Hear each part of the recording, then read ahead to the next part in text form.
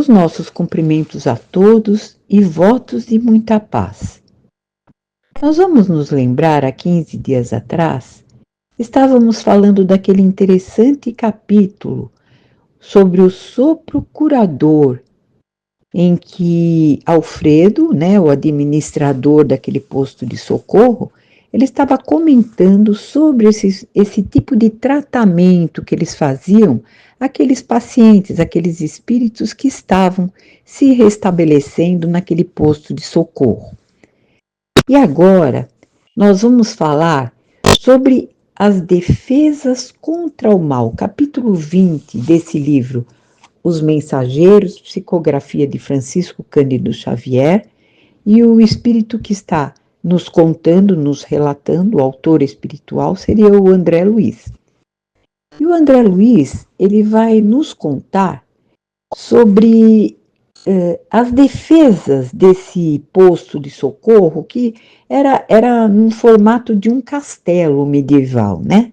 Então vamos lá a esse capítulo 20. Descemos as escadarias e em frente dos muros altos pude observar a extensão das defesas do soberbo edifício.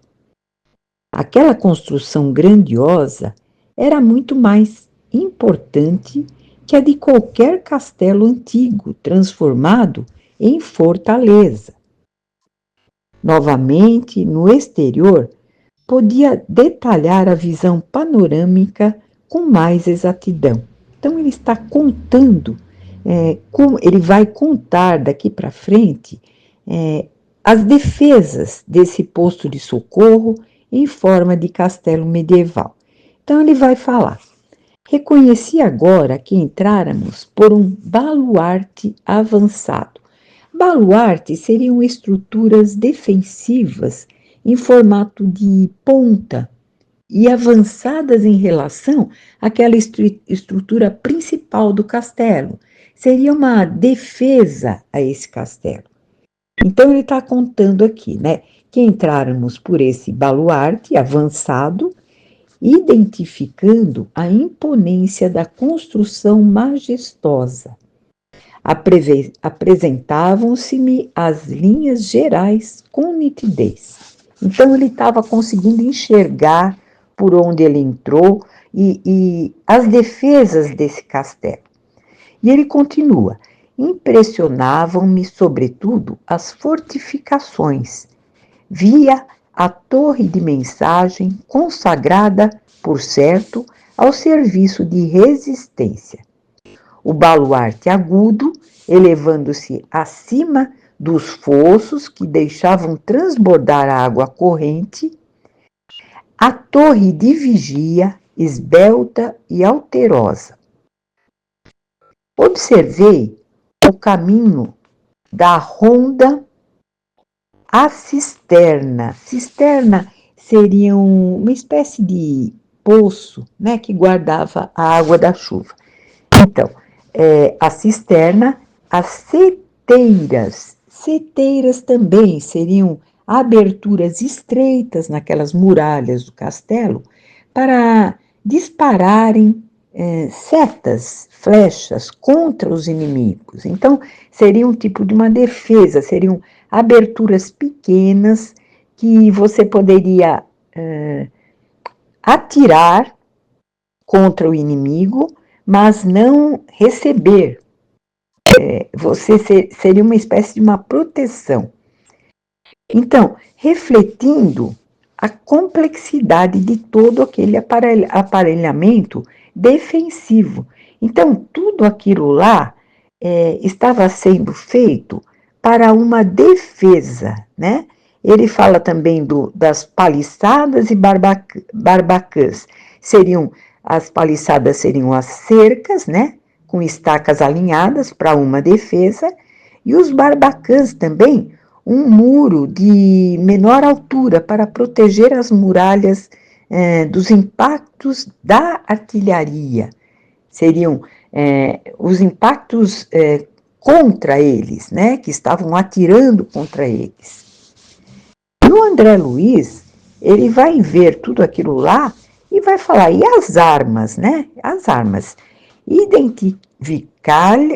identificava-lhes a presença na maquinaria instalada ao longo dos muros, copiando os pequenos canhões conhecidos na terra. Então, o André Luiz vai perguntar sobre esses canhões, essas armas, né?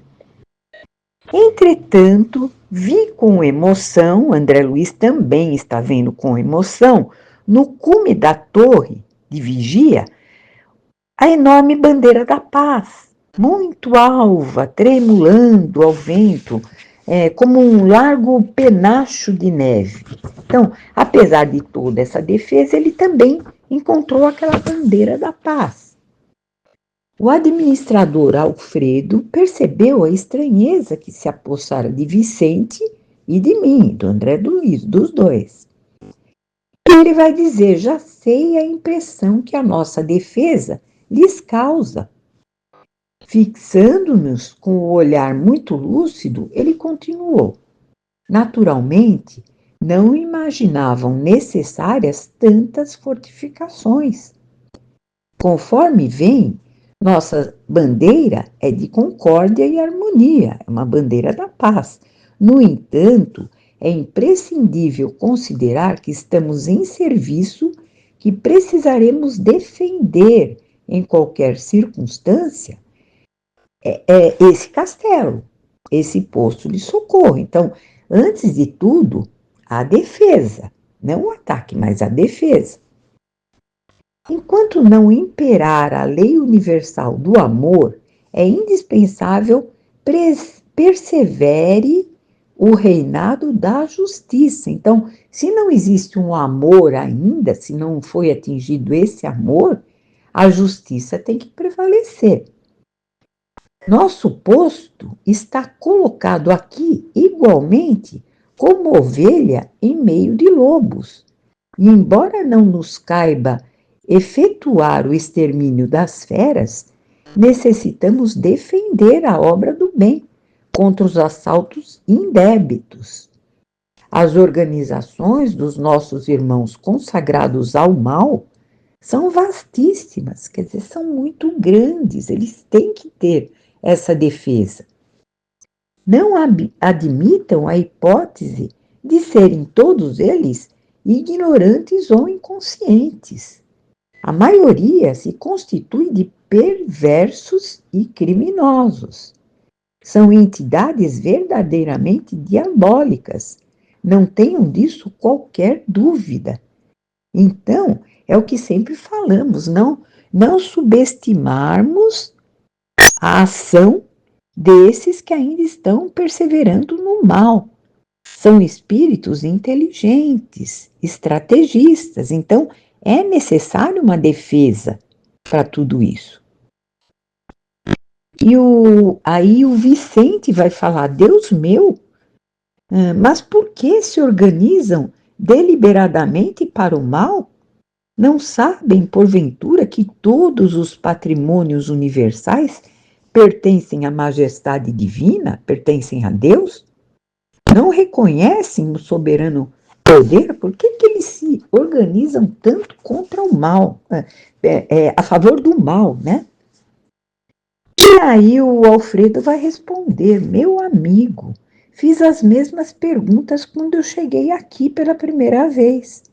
As respostas que eu tive foram incisivas e concludentes. Poderíamos, Vicente, formular na crosta as mesmas interrogações.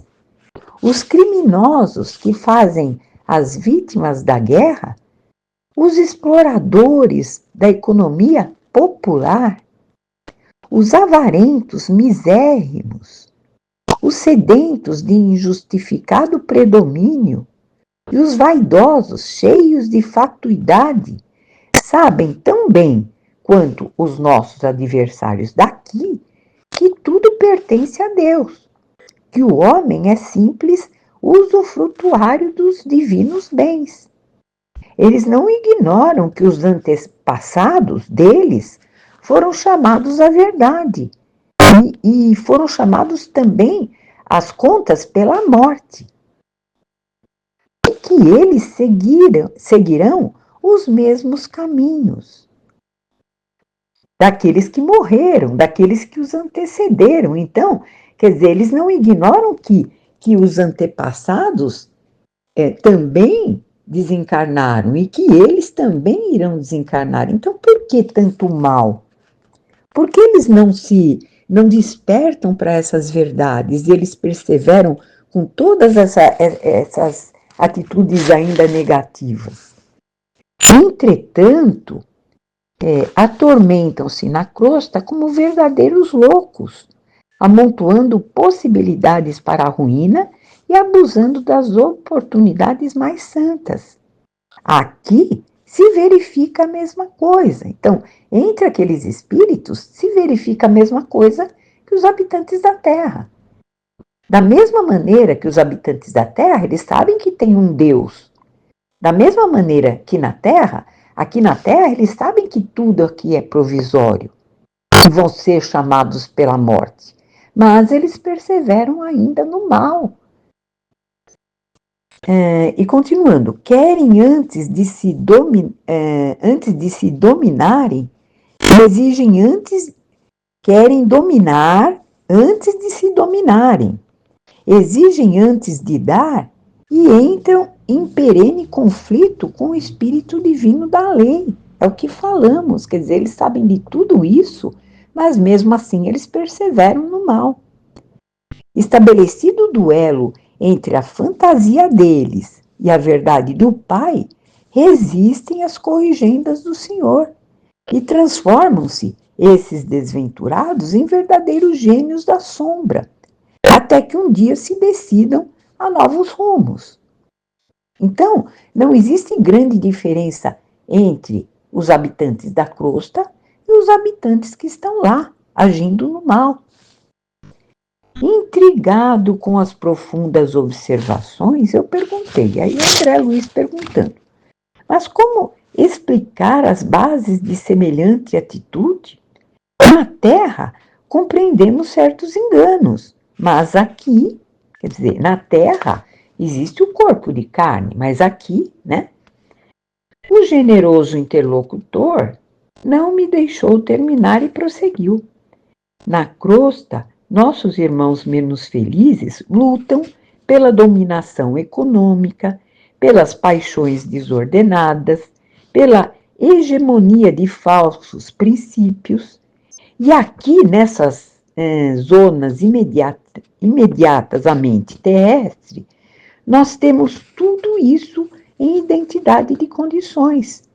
Entre as entidades perversas e ignorantes, há cooperativas para o mal, sistemas econômicos de natureza feudalista, baixa exploração de certas forças da natureza, vaidades tirânicas, difusão de mentiras, escravização dos que se enfraquecem pela invigilância, doloroso cativeiro dos espíritos falidos e imprevidentes, paixões talvez mais desordenadas que as da terra, inquietações sentimentais, terríveis desequilíbrios da mente, angustiosos desvios do sentimento. Em todo lugar, meu amigo, as quedas espirituais perante o Senhor são sempre as mesmas, embora variem de intensidade e coloração. E aí o André Luiz vai perguntar, mas e as armas? Elas são utilizadas, essas armas de defesa do castelo? E o Alfredo vai responder, como não? Não temos balas de aço, mas temos projéteis elétricos. Naturalmente, a ninguém atacaremos. Nossa tarefa é de socorro e não de extermínio. No entanto, aduzi sob forte impressão, qual o efeito então desses projéteis? E ele vai responder, eles assustam terrivelmente. E, sobretudo, demonstram as possibilidades de uma defesa que ultrapassa a ofensiva deles. Então, é como um alerta, nós estamos aqui nos defendendo. Então, para isso existem essas armas, que não seriam apenas para assustar, né? Então, eles estavam se colocando como os ofensivos, como uma defesa imponente ali contra qualquer mal. E aí o André Luiz vai falar, mas apenas assustam? E o Alfredo sorri significativamente e acrescenta: poderiam causar a impressão da morte. E o que diz? Exclamei com insofreável espanto. O que você está dizendo? Como impressão da morte? O administrador, o Alfredo, meditou alguns instantes e, ponderando talvez a gravidade dos esclarecimentos, ele obtemperou: meu amigo, se já não estamos na carne, busquemos desencarnar também os nossos pensamentos. As criaturas que se agarram aqui às impressões físicas estão sempre criando densidade para os seus veículos de manifestação, da mesma forma que os espíritos dedicados à região superior estão sempre purificando e elevando esses mesmos veículos. Então, o que ele está dizendo aqui é que aqueles espíritos ainda estão numa condição muito próxima à da Terra, à da crosta, e o seu perispírito ainda é muito grosseiro. E eles praticamente sentem a mesma coisa que nós sentimos aqui com o corpo de carne. Então, e ele continua: nossos projéteis, portanto, expulsam os inimigos do bem através de vibrações do medo, mas poderiam causar a ilusão da morte, atuando sobre o corpo denso dos nossos semelhantes menos adiantados no caminho da vida. A morte física na Terra não é também uma impressão? Ninguém desaparece. O fenômeno é apenas de invisibilidade ou, por vezes, de ausência. Então, aqui na Terra, todos sabemos que vamos continuar. De uma maneira, por uma concepção religiosa ou por outra, o espírito vai permanecer. A alma vai continuar. Então, nós sabemos de tudo isso aqui e agimos da mesma maneira. Quanto à responsabilidade dos que matam, isso já é outra coisa. E além dessa observação, que é da alçada da justiça divina, temos a considerar igualmente que nessa esfera o corpo denso modificado pode ressurgir todos os dias pela matéria mental destinada à produção dele, enquanto que para obter o corpo físico, almas há que trabalham por vezes durante séculos. Então, ali é mais facilmente reconstituído aquele corpo espiritual, e aqui na Terra é muito mais difícil para a encarnação. E o André Luiz continua: Vicente e eu caláramos, estupefatos. Alfredo sorriu serenamente e perguntou, bem-humorado: vocês conhecem a lenda hindu da serpente e do santo?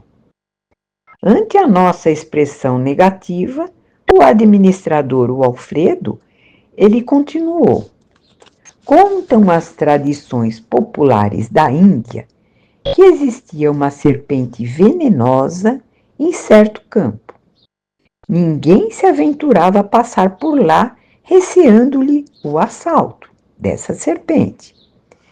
Mas um santo homem a serviço de Deus buscou a região, mais confiado no Senhor do que em si mesmo. A serpente o atacou desrespeitosa. Ele dominou-a, porém, com um olhar sereno e falou: minha irmã, é da lei que não façamos mal a ninguém. A víbora, a serpente, ela se recolheu envergonhada. Continuou o sábio o seu caminho e a serpente modificou-se completamente. Procurou os lugares habitados pelo homem, como desejosa de reparar os antigos crimes. Mostrou-se integralmente pacífica, mas desde então começaram a abusar dela. Quando lhe identificaram a submissão absoluta, homens, mulheres e crianças davam-lhe pedradas. A infeliz recolheu-se à toca, desalentada. Vivia aflita, medrosa, desanimada. Eis, porém, que o santo voltou, ele retornou pelo mesmo caminho e deliberou visitar aquela serpente. Espantou-se observando tamanha ruína. A serpente contou-lhe então a história amargurada. Desejava ser boa, afável e carinhosa, da mesma maneira que o santo recomendou. Mas as criaturas perseguiam-na, apedrejavam-na. O sábio pensou, pensou e respondeu após ouvi-la: Mas, minha irmã, houve engano de tua parte. Eu te aconselhei a não morderes ninguém, a não praticares o assassínio e a perseguição, mas não te disse que evitasses de assustar os maus. Não ataques as criaturas de Deus, nossas irmãs no mesmo caminho de vida, mas defende a tua cooperação na obra do Senhor. Não mordas nem firas, mas é preciso manter o perverso à distância, mostrando-lhe os teus dentes e emitindo os teus silvos. O que ele está dizendo aqui é que é a necessidade de defesa, de você se colocar com aquelas defesas próprias contra os inimigos. E nesse momento, Aniceto sorriu de maneira expressiva. O administrador Alfredo fez longa pausa e concluiu: Creio que a fábula dispensa comentários. Interessante esse capítulo 20. As defesas contra o mal. O que nós vimos hoje foi o posto de socorro, né? Ele tem defesas, né? Mantendo a distância aqueles irmãos perversos, consagrados ao mal, criminosos, né? O posto, ele está equipado como se fosse um castelo, com as defesas normais, naturais, de um castelo medieval, né? Que apenas defende. Esse posto, ele apenas defende com esses projéteis elétricos e assusta, causando impressão da morte naqueles espíritos. Dessa maneira, é uma defesa que aquele castelo consegue manter. E nós vamos continuar, então, daqui a 15 dias, né? O capítulo 21. E por hoje nós ficamos por aqui. Fiquem com Deus e até lá.